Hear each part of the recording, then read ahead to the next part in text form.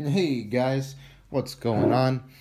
Um, just wanted to do just like a quick, probably super quick, just kind of show off, if you could even call it that. It's not that impressive, but I've mentioned in a lot of my videos that I'm not going to open a pack because I want to keep it, blah, blah, blah, for my personal collection, maybe to sell later, or to open later, or just to, really have, if there's sentimental value behind them. So just wanted to take a minute or two and just go through kind of the couple packs that I've kept and that are now in my personal collection, and hopefully you guys will enjoy some of the packs that I have. Um, so without further ado, here we go. So I have an Excadrill cover Dark Explorers pack. I opened these a while ago. I don't recall what I pulled. I'd have to look at the video myself, but I don't think it was anything too crazy. I remember I pulled an Octillery. I think that might have been one of the only rares. That was a really upsetting video, which is why I decided to save this one, as well as the Darkrai. So I have these two, and I got these PSA Protector sleeves. They're a little wider than what I really wanted, but I couldn't find anything else other than this, so that's what we got.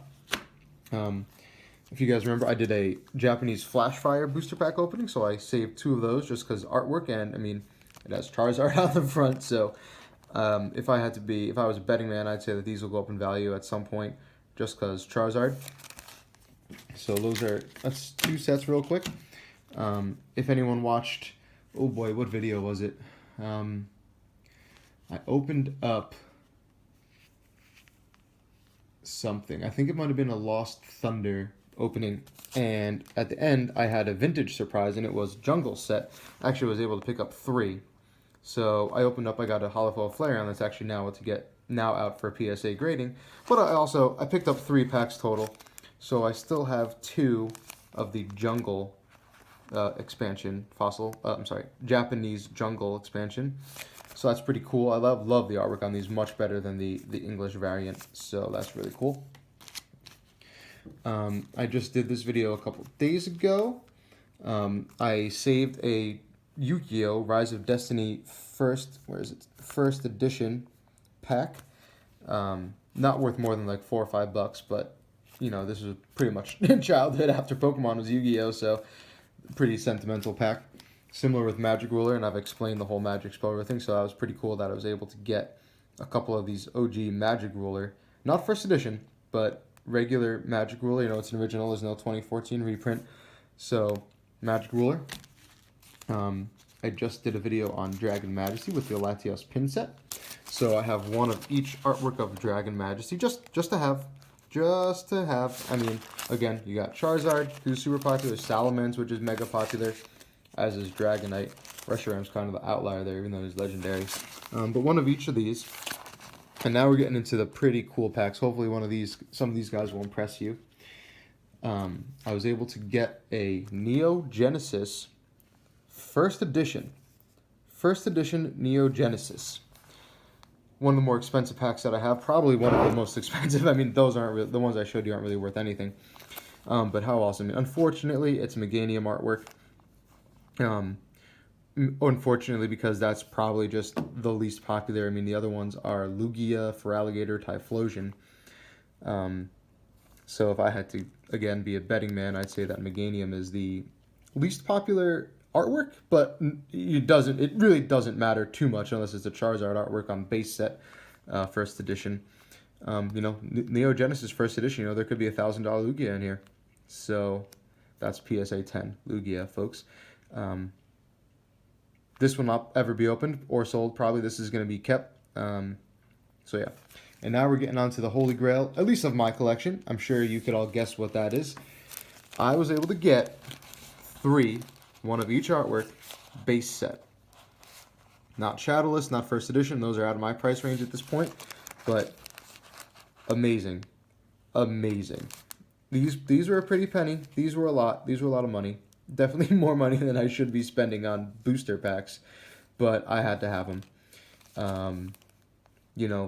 This is just childhood right here for a lot of people around my age, 27 years old. This is childhood. This is what we did. We opened these packs. So having one of each artwork is just awesome. These will never get opened. These will never get sold. I want to make probably hang them up on my wall somewhere. They're pretty good condition. All of them have the same little nick. They all have a little nick right there. I don't know if you can even see it, kind of right there. And then that's it though. And the same little thing like right here. They all have the same, that little dot. I don't know if someone was trying to open it a little bit to peek in, but I mean, it's not tampered with. It's not opened. It's totally sealed. I mean, even the back flap is still sealed on there. So this is a mint condition, Pokemon base set booster box from 1996. Expert level, Wizard of the Coast, the whole shebang. This is it. This is the holy grail of what people collect. So, awesome. I'm so happy to have these.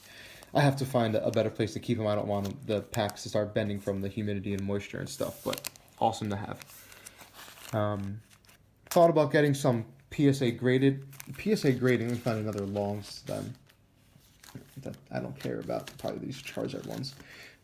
For some reason, they fold the top down like that, and they fold the bottom up, and they kind of just squeeze the pack into the case, and I don't like that. I'm not worried about them damaging the card, but I just don't like the aesthetic.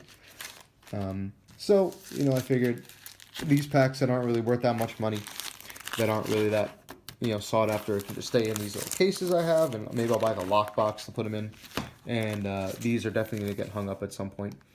So that's it. Just wanted to show that off real quick, and pretty much, the main reason I made this video, as you could tell, is just to show off these base set packs. So, yeah, maybe one day I'll be lucky enough to get a couple and open them. I mean, Shadowless or First Edition. For those of you who don't know, 11 additional game cards is like almost a 99% indication that it is a regular base set. If it says 11 tradable game cards or 11 tradable cards, something like that, then that's a huge indication that it's a Shadowless pack. And First Edition is always Shadowless, so whatever. Quick history lesson. All right, guys. Well, thanks for taking the time to watch it. It turned out to be a little longer than I thought, but you have to show off these beauties when you have them, right? All right, all. Be good. Peace.